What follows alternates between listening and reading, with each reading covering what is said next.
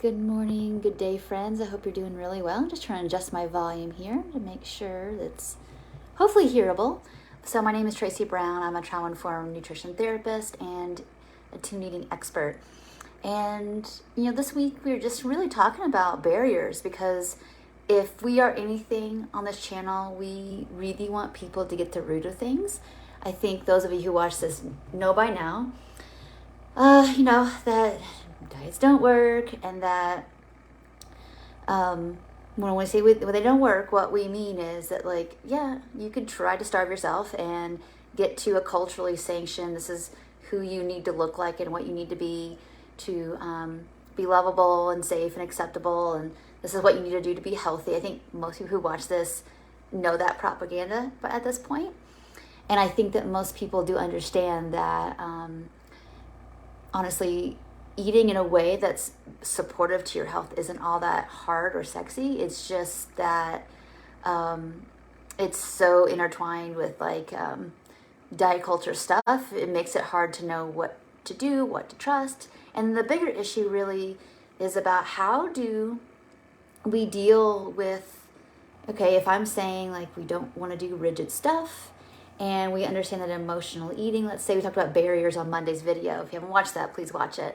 But when we bump up against our own barriers of what other people think or what other people are doing, or, the day-to-day of slowing down and getting really grounded, what we find is that we don't always know what to do with ourselves and with how we feel because of binging as a container and restricting as a container, which all maladaptive eating strategies are just containers, relief, or we could use a different metaphor, relief valves for what we don't know how to emotionally or intellectually identify our sensations or emotions.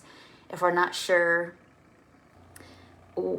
if what we feel is happening in now time, is this when I say trauma hijacking or somatic or body memory, what I'm saying is that here's some feelings from the past, basically, that haven't been processed. When you start to not binge and overexercise or be afraid of exercise or start to get real. I see one of the biggest issues with people staying stuck for as long as they do is that we're just afraid to reach out for support and be vulnerable because of fear of judgment and not being heard and all those kind of things, is that when we start to not use these behaviors, what we notice is there's just a lot of big emotion. So in this video, we just want to make sure you don't feel like you're left hanging. And it's really important that I'm going to put a link below we have a lot of free stuff on our website to help people get their minds around what it's going to take for intuitive eating to fully land, what makes recovery fully stick. And it's being able to unglue yourself from the thoughts, the beliefs, the sensations, the emotions, and observe it from a place of relative okayness or safety, to be able to this thought is not congruent with my values. This, I've got to get all the food, really isn't congruent with my goals. I want food to just be food, not my best friend. But when we're in it, it's almost like it feels like it is us and this is the only thing possible and all the things. And it takes a lot of willingness and day to day, I've got to reconfigure my day. It's almost like recovery is a lifestyle until it becomes the autopilot and you just don't think about it anymore. But to get to that place, it is really and truly what do I need right now to be able to observe what's happening in me, and is this congruent with who I want to be as an eater, how I want to show up in the world. And so I'm just going to put down in the comments below some of the link to when you're body bashing, what to do, when you don't know how to feed yourself, what to do, when you're feeling like you're crawling out of your skin, what do I do? I think it's important to recognize that we have to go beyond this cognitive understanding of recovery and intuitive eating and not binging and not restricting and all that, and what do I do with what's next? That's what keeps people looping, what keeps people stuck, why people go back to dieting. It's because we're not learning to identify not just hunger and fullness, but what it means to not have all these buffers. Well, what goes in its place? And that's the discussion pieces we've got to have. So I'm going to put that link below, and you just pick the the thing you need that will help you the most. If you've already got it, pull it back out, resubscribe, whatever you need to do, and then come here and talk about it. They're People Heal Relationship. I'm going to also repost in the link below. There's a woman that articulates very well why people feel so stuck and get so hijacked, and it's because food stuff happens in relationship, and so we have to be in safe enough co-regulatory relationship to heal this. That's it.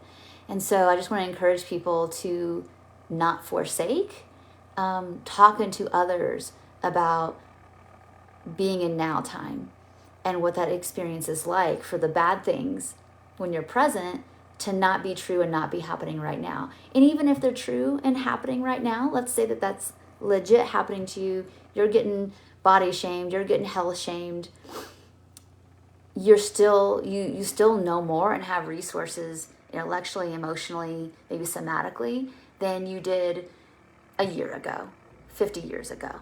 There's more here for you now than sometimes we can remember to orient to. And that's why we want to use some of these tools to make it a practice to orient to what is actually here to help us, and to stop like kicking the can down the road to like, okay, one day I'll practice putting more space in my day to start to learn to ride waves of emotions. One day when this happens or that gets settled, we know how it is. I know for me when I was in my eating disorders, it was like, okay, well, I'll eat more when I have more time later, and later never happened, or I'll whatever. It's only like in like now time was I able to like, okay, I'm going to use that tool right now, not when it feels more convenient or whatever. So this video is just meant to remind you and encourage you that you probably have more resources. And if you don't, use the ones I'm going to put below. If you need help with using them, please let us know. Don't put it off. So there you go. I didn't want y'all hanging from Monday's video about, well, what do I do about this? Look at the resources below. Start to like really get your hands on them. Ask questions like, what does this mean for me if I did this? And how would that look like? And how often would I do it? And visualize your day and what makes sense. Start to really get this compassionate, curious witness on board to use these tools. So I'm really excited to hear about how it goes for you once you start doing that. All right. So I'm really excited about the next month or so, 6 weeks, because I have some really great topics coming that are really gonna work with some of the barriers that I know that people do experience. So I've got listed out every week the next month to two here about some barriers. Like, for example, next week is going to be about fear of sensations. And you wouldn't think that we'd be afraid of hunger or be afraid of fullness or be afraid of like just recognizing our sensations of hot or cold or tired or buzziness or whatever, but many of us are. And that's because it's overcoupled with something was just too much for us. So we're going to talk about those and many other kind of topics the next 6 weeks or so.